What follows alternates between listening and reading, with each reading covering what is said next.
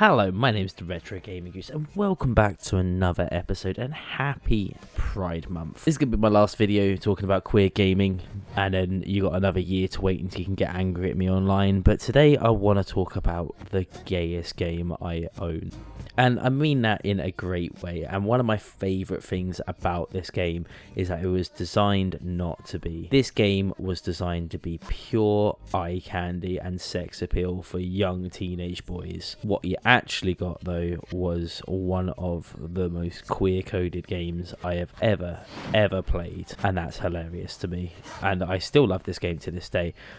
I've got a ridiculous story to tell about this game, like a personal story about this game for me, which I've told before on here, but it was a long time ago, and I just want to tell it again because I want to go over it. I am, of course, talking about, if you couldn't tell by this sort of like pre-rendered cutscene that I'm playing at the moment, we are talking about Dead or Alive Extreme Beach Volleyball. This is a beach volleyball game released in 2003, developed by Team Ninja and Tecmo, that's how you say it. It's a spin-off to the Dead or Alive series, and I don't really know what they were planning to do with this. Firstly, I love the Dead or Alive series. It's been one of my favourite fighting game series ever. I think sort of Mortal Kombat's up top, then it's probably Dead or Alive. I also like King of Fighters, and I have absolutely no idea who this game is aimed at, because what I'm going to go over in this video is clearly aimed at teenage boys, but it's like not got anything a teenage boy would really like other than the obvious. But to keep it short and sweet, what this game is essentially a volleyball game, a very bad volleyball game, and then a series of sort of mini games that you can play, and also one of the greatest soundtracks to any game ever. Like, we will go over that in a minute, but it is so good. Now, on the surface, this game does just appear to be the girls from Dead or Alive in bikinis playing volleyball, but really the game's not about that. It's not just a sports game, this, because you have to do so much more. You have to put time and effort into the relationship between the girls. It's almost like Love Island, like 100%. I feel like Love Island has based their idea off this sometimes. Now, firstly, what I will talk about with this is how like the volleyball is shot in this game. Firstly, the volleyball is pretty shit. Like, it is just two buttons, spike and smash.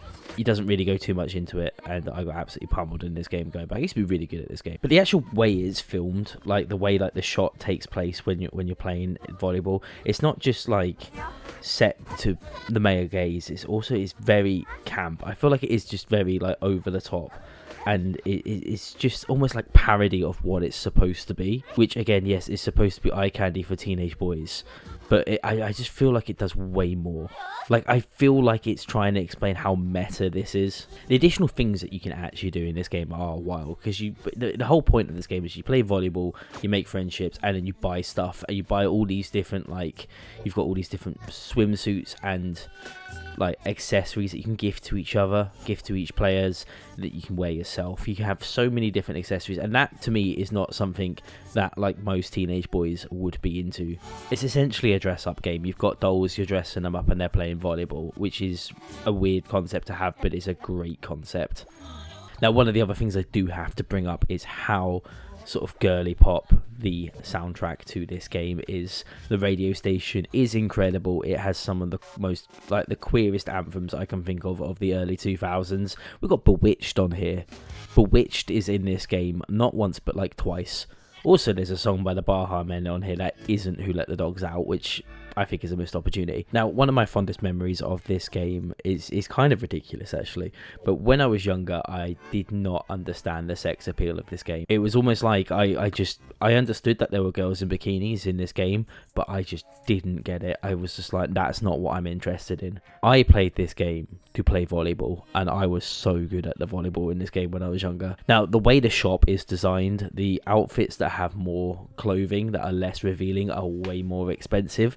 But when I was younger, I made it my personal mission to get every single one of them outfits for every single one of the characters. That's how good at the volleyball I was. And I always remember like trying to play this with my brother, who was always really up for playing this game. Obviously for the sex appeal in the game, But me, I was just like, nah, I'm here to play volleyball. I'm here to win. I took it so seriously, like unbelievably seriously. I feel like I don't have to say much more about how gay this game is. Even though its original purpose was not to be a gay game, it is a gay game. If anyone thinks that they can defend this game, please tag me in the video, do whatever you want, call me out, post in my comments.